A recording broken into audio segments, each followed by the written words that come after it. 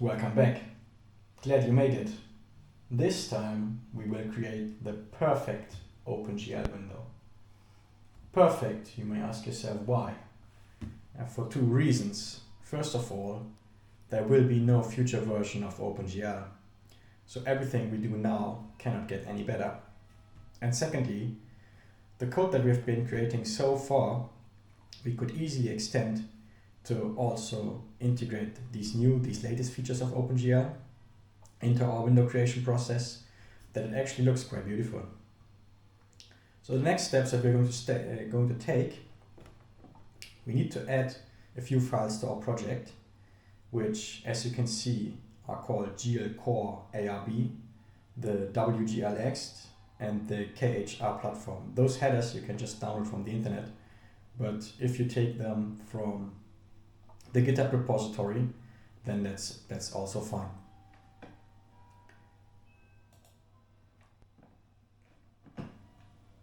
What you have to understand is that OpenGL is a system which can be extended. There has been an architecture review board in the past, and all implementers of OpenGL, they can make proposals to extend the functionality of OpenGL. And you will see that some of these extensions to OpenGL even become widely adapted. So maybe they made it into a future version of OpenGL, or they just become a standard set of extensions, which is either supported by all implementers of OpenGL or only by a subset. And based on how wide an extension is spread, you will also see different naming conventions. But for now we want to focus on two different kinds of extensions. There's one which gives us more capabilities when it comes to the OpenGL setup, and the other is about the OpenGL functionality itself. So for example, enabling me to do better drawing. But let's focus on the first category, because that will actually help us to create an OpenGL window using the latest creation mechanisms. Now we run into a problem, because in order to access those extensions, we need to have an OpenGL context in the first place. So it's a little bit a chicken and an egg problem. But in one of our first iterations of the code, what we already did was we created a window class. And from that window class, we created a window. And eventually, within the creation process of this window, we also created a device context, and then later on a rendering context. And we made that rendering context current. And that setup we can actually reuse at this point in time, because as I said, in order to access the extended functionality, to create an extended context, we need to have a context in the first place. So what we will do is, we will make use of the window class that we already registered, but this time we will create the window twice. Because once a device context is configured in terms of the pixel format, it cannot be changed again. So we will just create one window, get to the point where we have an active rendering context. Once we have that in place, we will access the new functionality. Then we can just destroy that window that we didn't intend to use. And then when we create the window for the second time, we make use of the extended functionality to create the rendering context. And that is what we do. And this is why you will see that, for example, the window procedure hasn't been changed that much in comparison to the previous iterations of the code. And also the winMain has not been changed essentially. But let's take a look at what actually happened in the code. Let's start with the winMain again, because here you will see that after we registered our window class, we are now calling a new function that we also implemented in this code, which is called load wglExtensions. And this function is exactly going through the process that I just explained. It creates a window that we don't intend to use, but from that window, because it creates a rendering context and makes that rendering context the active one, we can then access the extended functionality to create then the real window in the second step, with that extended functionality. After we've created the second window, we also want to access the OpenGL functionality itself. In early versions of OpenGL, you could just include gl.h and you had all those functions already available. Now in current OpenGL implementations, the approach taken is a little bit different. You get function pointer definitions for all the procedures that you might want to call from the OpenGL API, but you don't get the function definitions. It is your task as the programmer to load the functions from the libraries at runtime. That also makes it easier to load them, for example, for a system where you have different suppliers of OpenGL. Imagine you have one system where you have an Intel CPU which supports OpenGL, and next to that you have an NVIDIA GPU that also supports OpenGL. And by loading the functionality dynamically, you actually have the choice if you want to access the one from the Intel CPU or from the NVIDIA GPU. We will take a look at those functions later on in detail. Then you will see in here a block which I will skip for now, which has to do with the swap control, so the swapping of the buffers that we explained in the previous tutorial. And then we see two actual calls to the OpenGL API. One is called glClearColor and the other one is called glClear. This is just to demonstrate that we can load different functionalities on the fly from the OpenGL libraries and then invoke those functions. So as I hover over those, you will see that these are actually variables of a function pointer type and not functions itself. And then this gives us a nice blue background for our window. Basically what we say here is we have the color buffer, and the default color when we want to clear or erase that buffer should be some blue color, and then we instruct OpenGL to clear that buffer. And then because we do the swap buffers, eventually we only have blue screens on the screen. And those are essentially the changes that we made to the window main procedure. If we now take a look at what happened in the top of the file is, then let's first take a look at the definitions that we now added. So obviously the headers that we included in our project we are also now including, so the GLCoreARB and the wglExt. The KHR platform is included by those, so you will not see that used directly here. But then you see that we define a whole bunch of function pointers as well as flags indicating if a certain extension is available or not. And we also guard those definitions with macros, because imagine you use an earlier version of these glCoreARB or the wglExt headers and you don't have those definitions available, then your code will not compile. So what I tried to do here is make the code in a very generic way that it also will work on platforms where with your compiler or with your development environment you don't have access to that functionality out of the box. You might get it by just downloading the latest of those headers, but you might not. And this is why we are still seeing these macro checks to in or exclude certain parts of the code. Then we have one function which is called hasExtension. That is basically just a string search function. So imagine you have a string with some names in there and the names are separated by spaces. Then the hasExtension function will return true if the name, so the needle that should be searched for, is actually found in the string that contains all the names with spaces in between.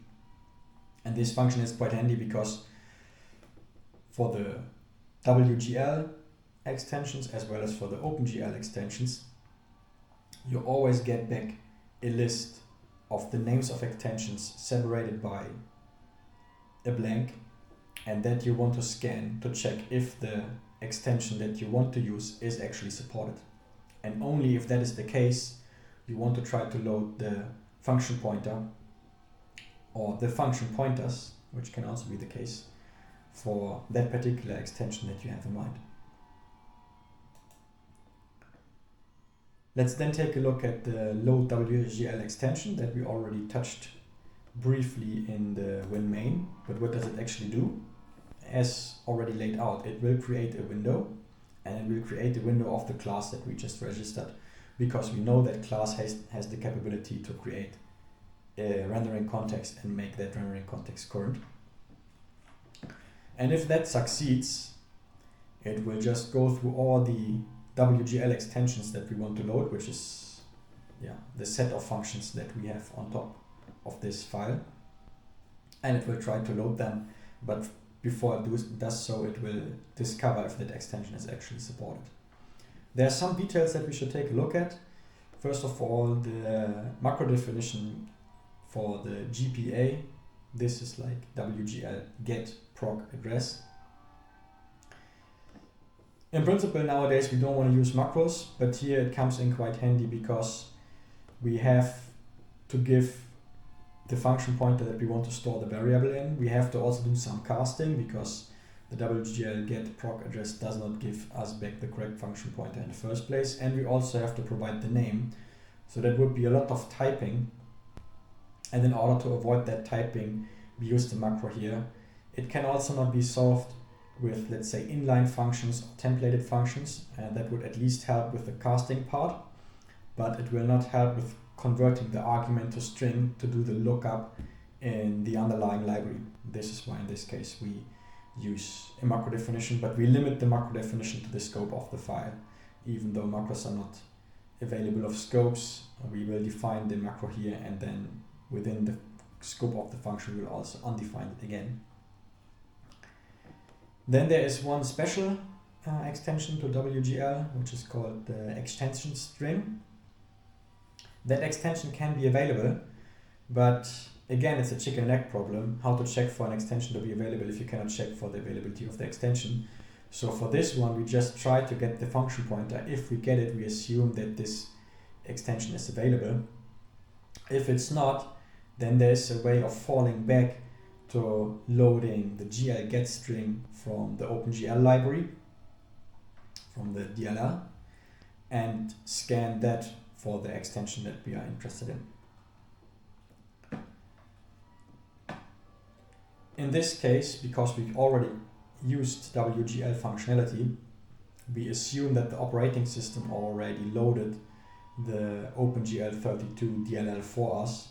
So this is why we call this special version of the GetModuleHandle, where we don't increase the reference count. Otherwise, if we increase the reference count, we also want to decrease the reference count eventually, so that the proper reference counting of that library can unload the library eventually. And then we go through all these extensions like the pixel format extension, which we use to create or to set up our pixel format in. Then we also go through multi-sampling, for example, if we want to make the image more smooth. There's also an extension, create context and create context profile. Those extensions we use to do our context creation. If you remember one of the previous videos, we took a look at this custom create context function, which was almost doing nothing besides calling wglGL create context, and already then I said we will extend it in the future. This is what's going to happen next. Then we also have the swap control function, which allows us to control the behavior of swap buffers and how it synchronizes with a screen. And there's also this swap control tier, which is an extension to the swap control functionality. And that's basically it. So the scheme is always the same. You check if the extension that you're interested in is supported. If it is supported, you load the function pointers that belong to that extension. The same goes for the loadGL function, but here we see that we load the functions from two different sources. The functionality that used to be available from the gl.h header, we load from OpenGL32.dll, but all the other functionality, which we consider like the modern OpenGL or the OpenGL that is not in the GLH header originally, we use using the wglGetProcAddress. And this is why twice we define this GPA macro and then undefining it as well. Now we will take a look at how the context creation actually changed in comparison to the previous time where we just created the simple context, because using those extensions like pixel format, but also the create context extensions, we can do more when we create a context. We can be more explicit about what we are doing. And these two functions, the setup pixel format and the create context, they now need to work under two conditions. They need to work under the condition when we don't have the extended functionality available yet, because that is what happens when we create our first window. But in the case where we create our second window, where we might already have access to those extensions because we were able to load them, we want them to behave in a different way. But they still should give us the same interface. This is why you will now see in those functions that we have branches for the cases where we can access the extensions and where we cannot. Again, when we take a look at the setup pixel format, we will see that we are using this pixel format descriptor. But in this case, we only put in the data to fill the structure, and then when we set up the pixel format for our first window, we will make use of this definition. But later on, when we create our second window, we will not really make use of what we define here in the setup of this variable, but we will fill this data later on based on the selection that we do from the new API. Let's take a look at that part. As you can already imagine, this pixel format descriptor's biggest limitation is that for all the features that you want to select for, it has a special member. So as soon as you want to select for more criteria, you would have to extend this structure, which is of course not handy. So this is why in the pixel format extension, they took a step back from the pixel format descriptor, and instead they use an array scheme where in the array you have kind of name value pairs to define the features that you want to select for. And then you use that, and that is of course much more extensible because you can just add to this array. And that way you can easily extend it without changing the type definitions or without changing the API definitions.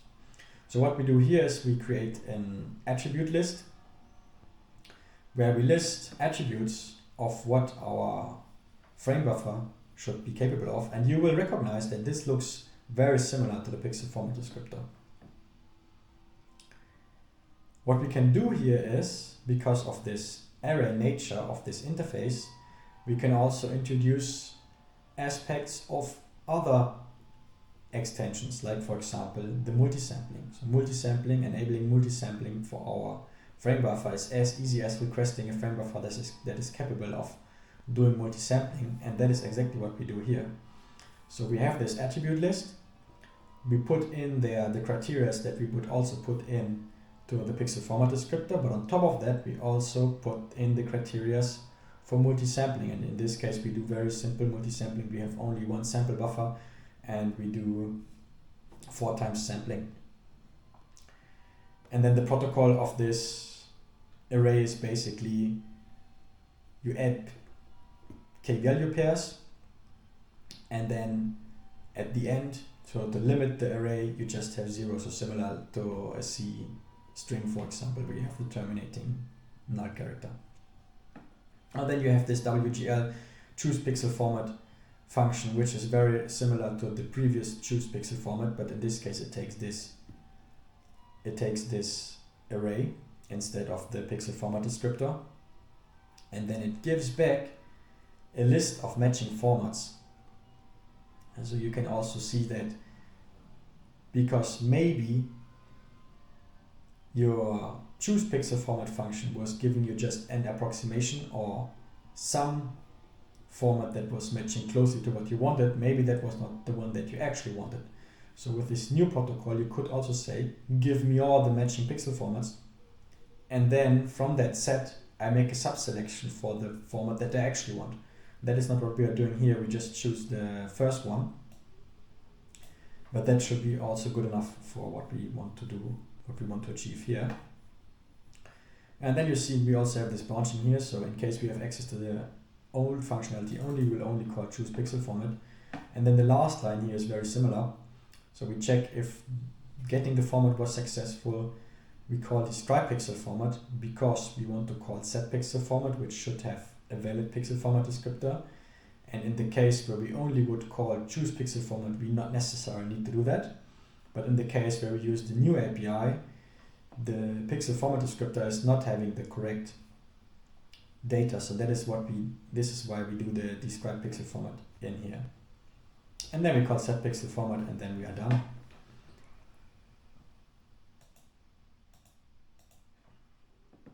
Now the create context has also been extended. Maybe what you will notice first is that we now also have an additional argument called the share context.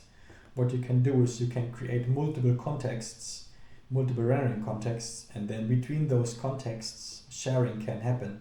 So they can access similar items. In the past, there was also a concept in OpenGL which was called render lists. So you could basically define instructions that you would send to the GPU in blocks, and you could give those blocks names, and you could say store them for me, and then next time I just use that name, and the set of instructions that belong to that name would just be executed by the graphics hardware. And this is why in the past sharing happened via those lists, and this is where there was a function called wglShare lists. But in the new style of creating a context, the linking between two contexts happens slightly differently. It just happens in the creation of the context itself. So again, we make this distinction between the case where we have access to the new functionality and where we have not. As I said, in the case where we don't have access to that, we will also call this share lists function to show how the sharing would have been done in those days. And then there's some error handling. If the sharing does not work out, we will call the delete function for the context, and then we return. But let's also take a look now at how this is done for new style contexts. The concept is very similar to the setup of the pixel format. Again, we have a list of name value pairs, and we can give some criteria that the context should fulfill. Especially, we should take a look at this profile stuff, because OpenGL at some point in time introduced different profiles. Basically, that is how strict it is in terms of what functionality is available, because also older APIs have been deprecated, and those are not available if, for example, you would do like the core profile. But you could also do compatibility profile, then you would have access to those old functions, which is not desirable. There was a big shift in OpenGL when they went away from the fixed function into a more flexible shader-based approach, and that we want to make use of in today's hardware for sure. As a side note, this is also why I consider, for example, the Quake 3 engine was such a big success, because on top of this fixed function OpenGL API, there was a lot of flexibility added, so that one could define a lot of details also dynamically to really use the fixed function pipeline to an extent that is remarkable. So nowadays we use the non-fixed function like the shader-based pipeline, and that is perfectly fine. If we go through this context creation process, we can also give a version, and the version is indicated by the major and the minor version. And then in here you will also find a list of all the OpenGL versions that ever existed. Basically, this new style context creation starts from version 3. This is why you will not see the 2 and the 1.x versions of OpenGL in here. And then we go through this list and we try to get the latest first.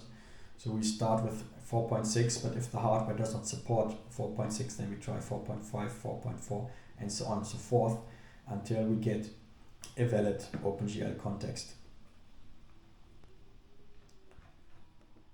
And then we have created the context as well.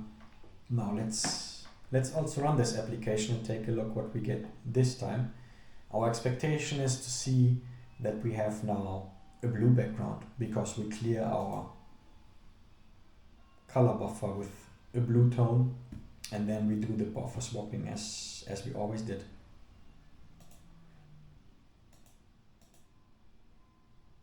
And here we go. Happy coding, guys.